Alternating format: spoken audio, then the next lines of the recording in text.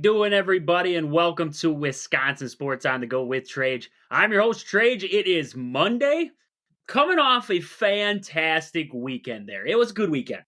All in all, a good weekend, Wisconsin sports-wise. But hey, we got lots to jump into today. We got the Bucks. Bucks were in action over the weekend. I want to touch into the Bucks a little bit here. Also, we got a lot to talk about with the Badgers. Big weekend in the Big Ten tourney there. We got to be talking about the Badgers today, and then we're going to be looking ahead here a little bit. Look at this matchup they got coming up here in March Madness, in the big tournament, right, where it's that time of year. We are welcoming in the madness. It is crazy, but hey, we are here. It is March. We're ready to rock and roll. So right away, I want to look at this Bucks team. The Bucks did get a win over the weekend there, got multiple wins over the 76ers and then the Suns there on Sunday.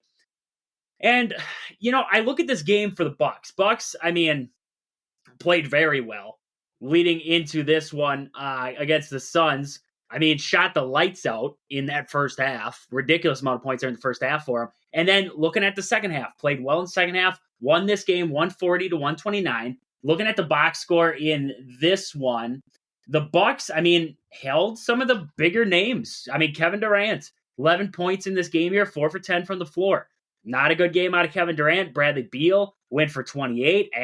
Grayson Allen had 25 for him. And Devin Booker went for 23. Outside of that, not much scoring for that Phoenix Suns team. But when you look at the Bucks, finally, after weeks and weeks of us here on the show harping on this guy that he wasn't doing enough and that he needed to do something, in 32 minutes of action, Jae Crowder gave us 18 points. His best performance in a long time with this Milwaukee Bucks team. 7 for 11 from the floor, 4 for 6 from downtown. This guy shot it well in this game. That is something the Bucks need. Whether he goes back to the bench, whether he's in the starting role, they need this guy to produce. So great game out of Jae Crowder there. And we've been waiting for it, folks. Seems like just when we get him back, he's gone again. But Khris Middleton was in the lineup for the Bucks there. 25 minutes, not a full game, not like he played a majority, but hey, 25 minutes is solid coming back. 8 for 15 from the floor, 2 for 4 from downtown, 4 for 4 from the line, 7 assists and 22 points for Khris in this game here. That's fantastic if you ask me. I mean, Khris Middleton played fantastic for this Bucks team in his return and led to a lot of scoring for the Bucks there. Brook Lopez, 10 points. Solid 10 points out of Brook in this one. 4 for 8 from the floor, 2 for 5 from downtown. Solid game out of Brook Lopez. Damian Lillard goes for 31. I wish that Damian Lillard could put it all together when Giannis is on the floor too. No Giannis in this game against the Suns. It seems like every time Dame has a good game, Giannis is not on the floor. And I could be, and I'm not saying that that's completely the truth. Yeah, Dame's had good games when Giannis has played. But it just seems like this, when Giannis and Dame are both, it's like that team chemistry, right? We've harped on team chemistry. We harped on it early on. We thought maybe after a while, everything would start to sort itself out here, and it would be good again. And it just seems like team chemistry hasn't fully developed with this team yet. So it's just a matter of when does that fully come in for this Bucks team. But Dame shot well in this game. 4 for 8 from the 3. He was 10 for 19 from the floor, 7 for 7 from the line, 16 assists. 16 assists for this guy here. That is solid. Solid play out of Damian Lillard in this game here. Beasley, 17 points for him, 6 for 11 from the floor. He was 5 for 8 from downtown. Beasley shot it well. All starters in double figures. That's what you love to see. And then you love to see this. Bobby Portis off the bench there, 30 minutes of action, 5 for 5 from downtown, 13 of 20 from the floor there, 10 rebounds. He had 3 steals in this game and 31 points for Bobby Portis. Fantastic. That was fantastic. What we needed to see out of Bobby there. Other bench scoring in this one, Pat Connaughton with 3, Patrick Beverley with 3, and then AJ Green added 5 for this Bucks team off the bench here. But all the way around, solid game. No Giannis going up against a pretty good Suns team. Not going to say that the Suns team's the best in the West, right? They're not the greatest team out there, but 39-29, they're a solid team there. They got some star power. And the Bucks, I mean, they played well. Outscored them in this game, 140-129, nothing more than you could ask. Bucks at the half in this one, I believe it was 82. They had 82 points at the half there against this Suns defense. Suns, not the greatest defensive team, but I mean, 82 points at the half ain't nothing to shake your head at. So the Bucks played well, got themselves to 44-24, getting towards the home stretch of this one. They will be back in action, I believe, on the 20th when they face the Celtics. I believe they play on the 20th next. That will be Wednesday, I believe, is the 20th. Yeah, Wednesday there. The Bucks will have the Celtics. They'll head to Boston for that game. That should be a good one. I mean, that should be a great game for the Bucks there. A measuring stick, right? You want to see where you are in this Eastern Conference? There's the top, right? The Celtics have played. They have been the best team in the Eastern Conference all year long now, and this is where you get your measuring stick. You get Giannis back. You have Khris Middleton back. You have the full squad back. Now you got to see how you stack up here going up against this pretty solid Boston Celtics team. Pretty solid is a light way to put it, but all the way around a great team there in Boston. Just wanted to look at the updated standings here in the NBA, see where everything's checking out right now. So far, we have the Celtics. I mean, they've clinched the playoff berth. They're solidified up there in a playoff berth at least, but 52-14 on this season right now. They're 9 games up of the second place Bucks right now. So Bucks moved themselves back into second place, right? Cleveland did go through a little struggle patch there, hanging around in that third spot right now. 4-6 in their last 10, not great, but Cleveland hanging around. Their New York Knicks coming in that 4 spot. They're currently sitting 12.5 back. Then you got the Magic, followed by the Pacers.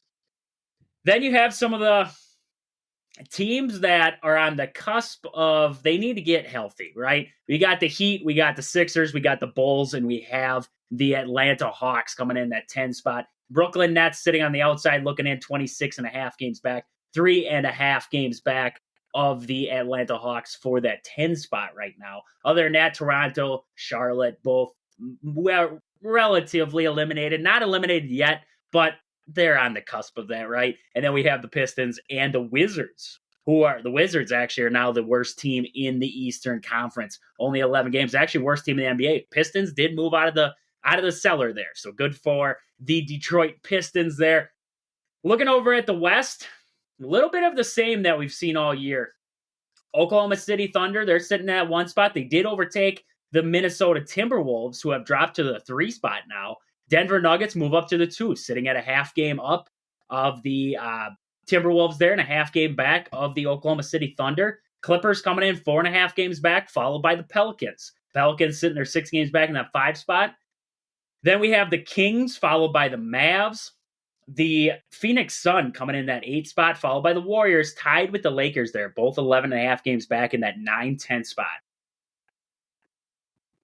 So, solid all the way around there. The West, I mean, some good teams coming out of the West right now. It's pretty even, Steven, if you ask me, at the top half. The top 3 in that Western Conference right now, all sitting around that 47 wins, just about 20 losses, right in that range there. So, the West, pretty even at the top there. The East, it gets a little more even as you go down the list, but that top there with the Celtics, they are by far the best team in the Eastern Conference right now. They have currently won 8 of their last 10 games. So the Celtics are rolling in all facets right now. I mean, you look at the standings, the Bucks coming in second place right now, realistically, the second best team in the East right now. Well, when you look at it, I would say, when you look at the East right now, I believe this Bucks team, if they get healthy, if they get everybody back, and everything starts to flow, they are a team that can compete with the Celtics. I don't think the Celtics are going to blow them out of the water. I think they can force a 7-game series. I think they can force that to go 7. I really do. I think this Bucks team has the ability to play. When you got a guy like Giannis on your team, when you got a guy like Dame who can hit big shots, and you have pieces around him, right? Middleton's a fine third scorer on this team, a very good third scorer. So you have the pieces, you just got to get them to fit, right? The puzzle's there, you just got to put the pieces together. And that's where the Bucks are at right now. I think this is a solid team heading into the home stretch, and we're going to see coming up on Wednesday here what they really got, because the Celtics going to Boston, that's going to be a tough game, and, well, we're going to see. This Bucks defense has been playing better. How do they stack up against the best, realistically, the best offense in the league, right, or in the Eastern Conference right now? And then defensively, this Celtics team is holding opponents to about 109 points per game right now. Solid defensive efforts from the Celtics right now. So how does this Celtics team defend against the Bucks? Are they able to score it at a high clip to keep up with the Celtics? Because I believe the Celtics are a very good offensive team. It's hard to slow them down. So how can you score with them? That's a question the Bucks are going to have to answer here coming up on Wednesday there. So Bucks, big win over the weekend there against the Suns, moved to 44-24, hitting the home stretch here in the second half. But before we move on here, I want to talk about a couple of our sponsors here. First, your hometown team, Century 21 Gold Key Realty. Call Peggy, Sue, or Anna to find your dream home, or if you're looking to sell. Find them on Facebook at your hometown team, Century 21 Gold Key Realty, or stop in and see them at their location in Marshfield. Also, sports scene, sports cards, and memorabilia. Stop in there in the Marshfield Mall and see Al. He's got all your sporting cards, memorabilia, jerseys, model stock cars. He's got it all at Sports Scene in Marshfield, located in the Marshfield Mall. Also, Pittsville Farm and Home Center. At the store, they serve you anything from hydraulic hoses to red roses.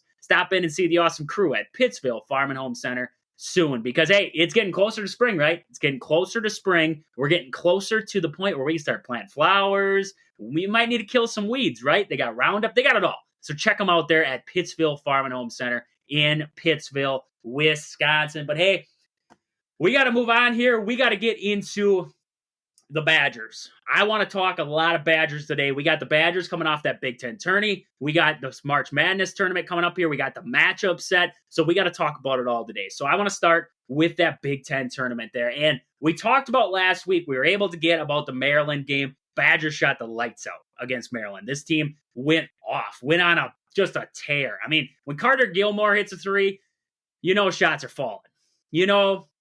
For that moment, something's going right for your team, right? And the Badgers rolled Maryland in that first matchup. Northwestern, a little bit different of an animal to tackle, right? This is a pretty good Northwestern team, pretty good guard play for them there with Boo Buie, and they also have Ty Berry on that team, and then Barnheiser, very good player for this Northwestern team. Without Nicholson, though, that did affect Northwestern in this game against the Badgers a little bit.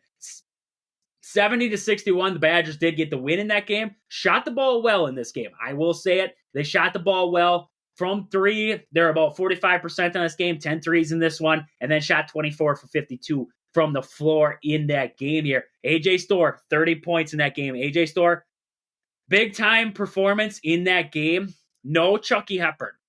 And the Badgers were able to pull off that win against Northwestern. I thought that was fantastic, if you ask me. Also, limited action out of Tyler Wall. He did get hurt there a little bit. Got 24 minutes out of him, and then along with John Blackwell, got 24 minutes in that game. So limited action for some of your bigger guys in that game there. But we talked about Stephen Crowl showing up in this tournament, 19 points against that Northwestern team. That was a fantastic output by the Badgers there. Then we get past Northwestern, and that came the daunting matchup, right? The team that, well, if you aren't a Purdue fan, you don't like them. And that was the Purdue Boilermakers, right? Going in this game here, we knew what the Badgers had to do right. We knew what had to happen, and we knew what had to go wrong for Purdue, for the Badgers to win this game here. And the Badgers, I got to say, they weathered a storm. There was multiple lead changes in this one. They went down a lot. They had foul trouble galore. They lost Wall, Winter, and Stephen Crowl at one point. And this Badger team found a way. And I got to tell you, I hate blaming refs, but the reffing sucked in this Purdue game. It sucked. And it sucked all season for teams that play Purdue. When the Badgers shot in this game 32 threes, 7 for 32. So they scored 21 points outside of whether it was a layup, a free throw, whatever you want to call it. They made 7 threes in this game here. Okay, so we got that factor into it. They got 9 free throws in this game here. 5 for 9 from the line. Okay, so the rest of the scoring happened on the inside or in the mid-range in this game here for the Badgers. So what does that tell me? How do you only get to the line 9 times in an entire game when majority of your scoring is happening in the paint near the basket? If Purdue is playing fantastic defense, that's one thing. But there was a lot of tic-tac stuff that got away from these referees in this game here. And, well, it's been that way all year long, and that's why Purdue struggles when they go outside of the Big Ten. When they go outside of the Big Ten, then they start getting some different refs, right? The reffing starts to change for Purdue, and it affects them mightily, really does. I mean, especially Zach Edey. They don't allow guys to defend Zach Edey the way that you should allow guys to defend him. I mean, Nolan Winter, there was a couple times Nolan Winter got called for some tic-tac ones. Steven Crowl, same guy. I mean, same factor there. And then I'm talking a guy like Tyler Wall. Tyler Wall, I mean, there was that questionable one, right? Why did Tyler Wall have to step in front of Zach Edey? I don't know. I can't say with 4 fouls you should be doing that. But if anything was going to be called in that situation, it was a charge. It was clearly a charge. Tyler Wall stepped into there. And, the only thing that Gene Steratoy said to us was if he did not give Zach Edey room to make a move. Zach Edey had a full length between the top of the arc and the free throw line to make a move, to go around Tyler Wall. Instead, he barreled him over. Nothing called. Well, I shouldn't say that. Nothing called. Nothing called for Tyler Wall there. It was the exact opposite. Went to the monitor, stuck with the call. I mean, that was proof in the pudding right there that it was a bad... I mean, Chucky Hepburn had the same thing happen when they were playing Purdue the last time there. He got ran over in the same concept and no call there. It's just interesting. The way that they referee Purdue, or they ref Purdue, is just... I'm not a fan. Not a fan completely, because you look at the flip side of that for Purdue, 32 free throws against Wisconsin. 32 free throws. Zach Edey shot 19. I get it. I mean, I'm not going to say that for a complete game, the Badgers didn't hack Zach Edey. There was blatant fouls. They were trying to foul Zach Edey. There was times where the Badgers did foul Zach Edey on purpose. Guards get in there, whatever it was. They had mismatches. They're going to foul. I get those. But there's the other ones, the tic-tac ones. At some point, when you have a smaller defender, you just got to let some things go. They didn't in this game here. I mean, you look at the foul totals in this one. Badgers had 28 fouls in total in this game. But that's enough about the refereeing. Enough about the refereeing, because the Badgers pulled it off in the end. And that's what we wanted to see. Beat Purdue. And in this one, I mean, Chucky Hepburn. This guy played fantastic. 22 points in this game, 9 for 12 from the floor, shot it efficiently. AJ Storr, this is a game where I started to say to myself, he's starting to take some iffy shots again, right? He goes through games where he doesn't force it. He takes good shots and takes care of the basketball. In this game here, 8 for 23 from the floor, 3 for 10 from downtown. A lot of bad shots from the arc, from behind the arc there. Step back threes, not within the realm. I think they were down, maybe down by 2, down by 1 at one point in this game, and he came down for a step back 3. Not the time, not the place for that shot, and that's what he fired up there. And that's one of the things I didn't like. That's one of the things I didn't like coming out of this tournament was AJ Storr. Game to game, it seems like it changes with him. He tries to force the issue too much. When you let it work through this team, like they did late in this one, I mean, hats off. Greg Gard made 2 great out-of-bounds calls. 2 great calls coming out of the out-of-bounds plays. I mean, to end the first half and then to end the overtime period for Klesmit there. The one at the end of the second half there that forced overtime to Chucky, I saw it over social media, but I thought about it when I was watching it. It was the wheel. It was the Bronson Caning wheel that we remember when they played Xavier. They pulled it out of the bag again, and Chucky did a fantastic job, not settling for a jumper, taking it to the rim, and forcing overtime. That's what I thought was the big thing I took out of this game, is the Badgers did well, and in the tournament as a whole, did well getting to the basket in this tournament. I thought that was fantastic. Steven Crowl, 11 points in this game against Purdue.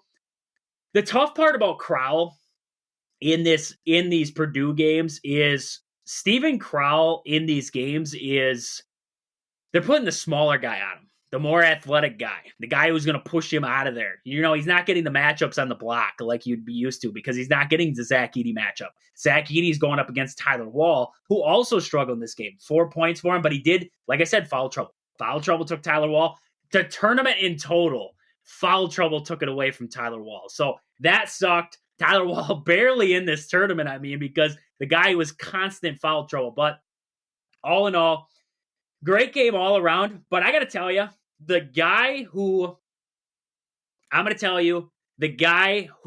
was my, you don't want to say MVP, right? But the underlying factor in this game against Purdue?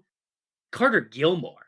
This guy was all over the place late, hit a big three down the stretch, a big three down the stretch for the Badgers when they left him open. And he got he had two, not steals, but forced two turnovers. Late in this game, Carter Gilmore came up big for the Badgers. There's a lot of people who don't like Carter Gilmore. I can say for a fact that I have said on quote that I don't think Carter Gilmore has the skill. I don't think he does. I'm going to be honest with you. I don't think he does to play competitively in the Big Ten Conference in most games. But I tell you what, you can't replace the hustle. You can't. This guy gives the hustle minutes. He stepped into a role for Tyler Wall in the biggest game the Badgers, I would say the biggest game they've played all year, right? They're playing Purdue. Chance to go to the Big Ten title game on the line. And Carter Gilmore steps up in a huge spot, 18 minutes, hits a three. 1 for 3. Should have stopped firing them up after a while, but they're going to leave you open. Take it, right? I'm not opposed to guys taking good shots. Now, if you're cold, you're cold. Please stop shooting. But I'm not opposed to guys taking good shots, like Steven Crowl. I'm not opposed to him firing up a three. I'm not. I've seen him hit it.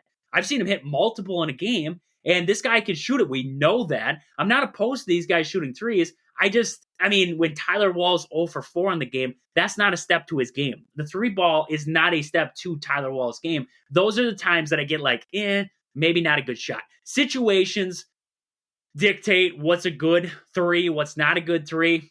There's a lot of ticky-tack ones in between. But I thought Carter Gilmore played fantastic for the Badgers in the role he was given in this Big Ten tournament. So Badgers pull off the overtime upset win over number 1 Purdue. And basically took Purdue off of the number 1 overall seed in the in March Madness. So that's fantastic, right? One last big old FU to Purdue leading up into the big dance there. Then came the Big Ten championship, and whether you want to blame reffing, whether you want to blame that Terrence Shannon Jr. is even playing, whatever it is, you still got to play the team that's out there. They played Purdue in the refs, so it doesn't matter if it was Illinois in the refs. This is still same thing. Badgers lose 93-87 in that game, down by 1 at the half. Got a big lead coming out of halftime there. I believe they're up 10-13 at one point there, coming out of the half. And then, Illinois put their run on. The Badgers went through a drought in the second half here and weren't able to weather the storm there against Illinois. Just looking at the box here, Steven Crowl, 11 points. Crowl played well in this tournament for the Badgers. We talked about it. We had to see Steven Crowl play meaningful scoring minutes for the Badgers, and he did. He 100% did. He had 11 points in this game, 1 for 4 from downtown, 5 for 12 from the floor. Guy played big for the Badgers. Wall, 7 points, fouled out of this game. The call late on Wall, I didn't like. I thought he got all ball. If you were going to call a foul, it was on Klesmit. They called it on Wall in this one. AJ Storr in this game, another trigger happy game, and that's what really worried me and killed me in this game here. 7 for 20 from the floor. He was 2 for 7 from downtown, 8 for 10 from the line in this game here. 5 rebounds. He had 1 turnover, 24 points. Points look good. If you look at the 24 points, they look good, but it's the efficiency while shooting the basketball, because if you look at the flip side of that, Chucky Hepburn got his 20 points in this game here, 6 for 6 from the line. He was 7 for 13 from the floor. So that's where I'm looking, is the efficiency-wise. AJ Storr can get you buckets, but how many shots is it going to take to get me those buckets? That's what I worry with. So AJ, little too trigger-happy in this Big Ten tournament, and I think that's kind of what killed the Badgers here. They lost by 6, and AJ Storr took a lot of ill-advised shots. A lot of shots that were early in shot clocks. Put 2 and 2 together, that might have been a thing to kill the Badgers down the stretch there in this Big Ten tournament. Other than that, Carter Gilmore, this is what I was talking. 16 minutes for Gilmore in this one, 2 for 3 from the floor in this game here. 7 points, 3 rebounds. This guy played, love him, hate him, whatever you want to say about Carter Gilmore. This guy played his tail off for the Badgers here in this Big Ten tourney.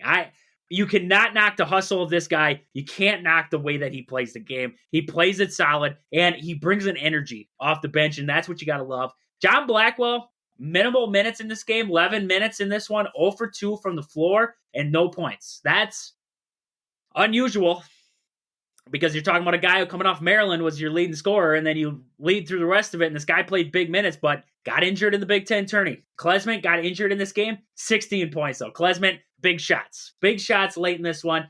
The problem with the Badgers coming out of this Illinois game was that matchup once again with Damask. Damask ate him alive again, 8 for 11 from the floor, 1 for 1 from downtown. He was 9 for 10 from the free throw line, 7 rebounds.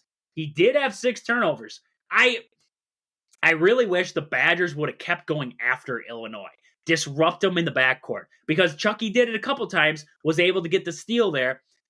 I like when Chucky goes after guys. I like when he picks them up in the backcourt. I like when he goes after them. So I really wanted to see the Badgers kind of go after this Illinois team a little bit more there in the backcourt. They didn't. They did early. They backed off a little bit. I don't know. That's the only thing I have to say about the defensively for the Badgers. Defensively, still, have some lapses at times. This was an Illinois team that shot very well in this game. The Badgers didn't have an answer for Shannon or Damask. Did not know how to defend them, and that's what, at the end of the day, killed them in this game. Dame Danger, 9 points off the bench for Illinois. Nothing crazy. Guerriere went for 6, 2 for 4 from downtown. And then Ty Rodgers did foul out in this game, I believe, and he had 7 points for Illinois. Hawkins held in check, 7 points in this game. Badgers did a good job defensively against everybody. It's just the Damask matchup and the Shannon matchup. I don't know. You look at the game, you say, could you have thrown a double at him? Could you have doubled down? Well, yeah, you could have. Maybe I would have done it. I would have doubled him, forced him to kick, and then if you get beat by a guy hitting a 3, you get beat by a guy hitting a 3, right? You can't expect Max to be able to. We saw the struggle manning up on Damask, and Damask got to his spot down there on the block, able to hit a couple turnarounds, and that's what really, put the storm on for this Illinois team and allowed the comeback, got him back into it, and then ultimately took the lead over the Badgers there. So Badgers coming out of this Big Ten tournament. Just some of the takeaways I had. First off, Chucky's a key. He's a key to this Badger team. This guy played well in this Big Ten tourney, and when he goes, the team goes. Efficiency, moving the basketball, all gets better when Chucky Hepburn's on the floor. He's got to stay aggressive going into the big dance here. Steven Crowl needs to continue to look to shoot. This guy, yes, he may not be the most aggressive. He might not be the most tough guy, but when he scores, when he's a factor in the game, the Badgers are in the game. That's what I look at when I see Steven Crowl. And you're going to get in this the big dance here. You're going to face some teams with favorable matchups in the post. You got to work inside out. You really do. That's going to work through Steven Crowl. Storr, like I said, gets out of control. And Greg Gard needs to work with this team, get it back in, get Storr back to the way he was playing in that Northwestern game. Played solid there. Played solid against Maryland there, just homing it. Keep it team basketball. Don't get so one-on-one. And like I said, when the ball is moving, this team is moving. And that's what I saw in this tournament here. When the Badgers move the basketball efficiently, they put up big numbers there on the offensive end and shots are falling. That's what they were missing in the second half of the year. That's what we saw in the Big Ten tourney. So fantastic there, moving the basketball. Defensively, there's question marks still, but hey, you got time now. Get your legs back. They played well defensively in the first couple games of the Big Ten tourney. You got a little tired down the stretch there, playing 4 games in 4 days. You're going to get tired. I think we saw that against Illinois a little lackadaisical. I think that'll get better moving forward. Second chance buckets, they got to keep getting after the offensive glass. They did that throughout this tournament here. They got 13 offensive rebounds against Illinois. Keep getting after the glass. Carter Gilmore and Kamari McGee. Those two are juggernauts off the bench for the Badgers. They need to continue to play big for this team here heading into the tournament and fouling. The Badgers got into some foul trouble against Purdue, against Illinois. I get it. It was some bad reffing at times, but the Badgers got to be smarter. Couple offensive fouls there, like we saw Blackwell. Couple of stupid, all I can say is stupid. Extending the arm out, getting a little shovey there on offensive drives. Got to be careful there with smart fouling moving forward. If you are the Badgers, can't afford to lose some of your bigger players heading into March here. Playing underneath control. I mean, these Badgers, they played well. They've moved the ball well, and they just have to continue to play it under control. Play your game. Don't try to play another team's game. I think in this Illinois game, they got a little bit away from the way they want to play the game tempo-wise. Got to control the tempo. Against Purdue, they controlled the tempo. They controlled what was going to happen in that game. Didn't let this Purdue team get out and run. You look at the game against Illinois, I thought Illinois had a couple of chances there. They got some opportunities in the fast break from downtown. I think that ultimately was a big killer for the Badgers. So controlling the tempo moving forward will be big for this Badger team. But hey, before we get into the matchup here for March, I want to talk about a couple more of our sponsors here. First, Game Day Supply in Onalaska. Do you have a sports club or team? Are you looking for some sweet custom uniforms or apparel? Check out the awesome crew at Game Day Supply in Onalaska to help your team get the sweetest gear. Find them on Facebook at Game Day Supply or online at GameDaySupply.net. Also, Sport and Spine Clinic in Greenwood. If you've been injured lately, whether at work, whether on the field, whether on the court, wherever it was, and you need some physical therapy, stop in there in Greenwood. See Chad. He'll get you help. He'll get you back out on the court, back out on the field, back to work, whatever it is. He'll get you right. Sport and Spine Clinic in Greenwood, Wisconsin. But Badgers, we saw it. Selection Sunday came and gone, and, well, Badgers got the 5 seed. They will be facing the James Madison Dukes coming up here on Friday. That'll be coming up this Friday there. I believe the game is in Brooklyn, if I'm not mistaken. I thought so. Yeah, Brooklyn, New York, at the Barclays Center for that game. Time-wise, I believe it's going to be 8:40. Yeah, they're playing at 8:40 at night on CBS. So a late tip there in Brooklyn on Friday. But, hey, it's on Friday, so that's okay. It's on Friday in Brooklyn. We can live with that. That's a good start time. End your day watching the Badgers. But the 5-12 matchup, we know it. We've all predicted brackets before, right? It's a dangerous matchup. It's dangerous. We don't like it.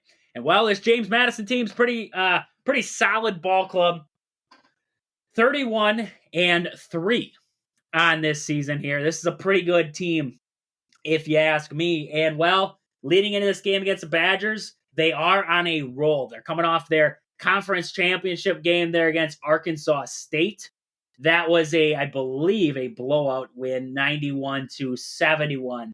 They got the win over Arkansas State there in the Sun Belt Championship. So this James Madison team, it's like with all teams leading up into March. Can you really look at the schedule? I think you can. But you look at the schedule-wise for James Madison, they got the one good win of the year against Michigan State. Early on, when Michigan State was number 4, they went to East Lansing, won that game 79-76, pulled off that upset win. The rest of the way, I'm not going to say easy sledding. They played the teams within their conference, and they won their games. Fantastic. They rolled it out. Their only losses coming to the hands of Appalachian twice. And I believe, I think it's Southern Missouri there is the other loss they had. Yep, Southern Miss there. They lost that game to Southern Miss. But other than that, this team is playing fantastic on the year. And did anybody else see when they were doing the selection show and they showed the Badgers how just the look of Chucky Hepburn when they showed the Badgers and everybody else was kind of cheering, clapping, whatever you want to say. And Chucky Hepburn was just sitting there, just straight ahead, not looking off, not cheering, not clapping. This guy, he looked ticked. And that's the guy I want. That's the fire that I want, because I guarantee you don't want to mess with Chucky Hepburn right now. They just lost the Big Ten title game, and Chucky Hepburn thinks that they should have won it. And he thinks that they have that potential that they should have won that game.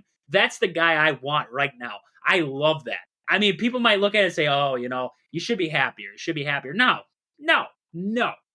This guy just lost a game. And if you listen to him, after that, I believe it was after the Purdue game, they were in the locker room, and Greg Gard got team together. He did the jump around dance, whatever, and he got them all huddled up.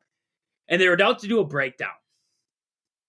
And you heard Chucky Hepburn talk. And this guy, he's pleading. He's telling his guys, hey, we got this. We've got so much more basketball to play. It's right in front of blah, blah. I don't have it in front of me. I don't have exactly what he said. But, just he's that leader. He's the voice, right? And to see him like that after the game, after they just received news, they got the 5 seed, he looked like a determined guy who, going into this game against James Madison, I expect good things out of him. So I love that. I love what I saw out of there. But all in all, this is a tough matchup. This is a tough matchup for the Badgers. When I look at this James Madison team, I dug into the numbers. Had to dig into the numbers here, see what they're all about, because when the bracket was announced, everybody, TV announcers, everybody is like, oh, well, this bad matchup for the Badgers. Bad matchup for the Badgers. And I was like, James Madison, I know they played well this year, but why is it a bad matchup for the Badgers? That's what I wanted to see. So I look at this James Madison team, and I dug through the numbers, ranking-wise, throughout the country right now. Number 9 in the country in scoring offense. They're averaging about 84 points per game. This team can score it. They have efficient scores. They get after you. They can score at every level, whether it's inside or outside. This team gets after you, and they score buckets. Looking at this team, Terrence Edwards Jr., 17 points a game right now, 35% from downtown. They also have 2 other guys in double figures there in Bickerstaff and Friedel, both averaging over 12 points a game on the year. But when you look at this team, it's the even scoring, right? I look down the line here and I see 8 guys who play a majority of the games here and a majority of the minutes in that, and all above 6 points per game right now. Their lowest scorer there who gets action in games is actually Xavier Brown, who's averaging about 20 minutes a game right now. He's a guard. I believe he's a guard. Yep, guard. And he's averaging 6.5 a game right now, 35% from downtown. Their best shooter, 3-point percentage, is actually their forward there, Julian Wooden. He's a 6'8 forward there. He's averaging about 9 a game right now, but 40% from downtown. So this team shoots it efficiently.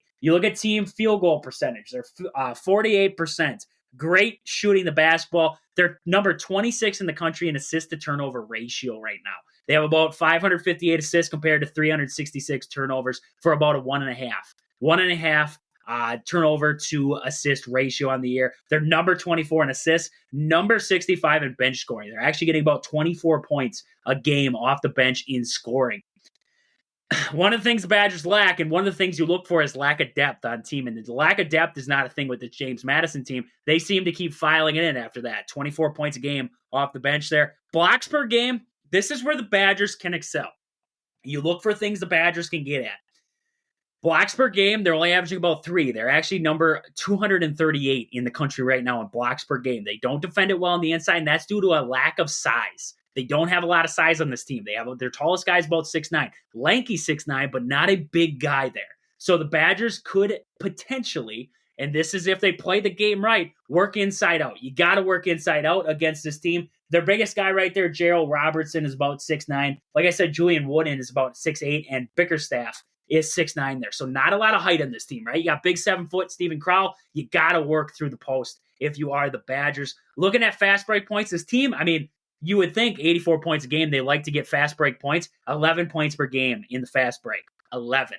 They're actually 110th in the country right now in fast break points. So they don't get outrun a lot. This is a lot in the half court set that this team likes to ring it up there. Number 26 in field goal percentage. I mentioned it before, they're 48%. They shoot it at an efficient clip. They take good shots and they knock down good shots. Good guard play for James Madison. Number 48 in opponent field goal percentage right now. Opponents are averaging about 41%. You can score against this team. Majority on the inside, though, because if you look at opponent 3-point percentage against this team, they're number 5 in the country in 3-point defense. They're only giving up about 28% against opponents this year. So you got to work inside.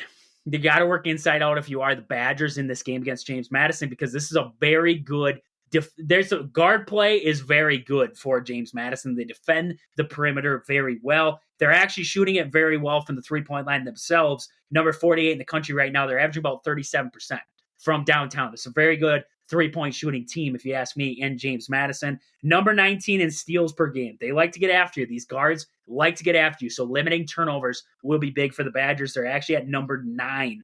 They're actually averaging 9 turnovers per game forced are this James Madison team. And turnovers forced, 14. They're averaging about 14 turnovers forced per game. Number 36 in the country right now, forcing turnovers. So this is a pretty good James Madison team all the way around. But there's holes to their game, right?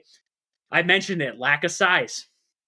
Badgers can exploit that with some of the size they have. Tyler Wall on the inside, also Stephen Crowl. You got to be able to work inside out in this game. And like I said, they got depth. They got depth galore. So how do you factor that into a game?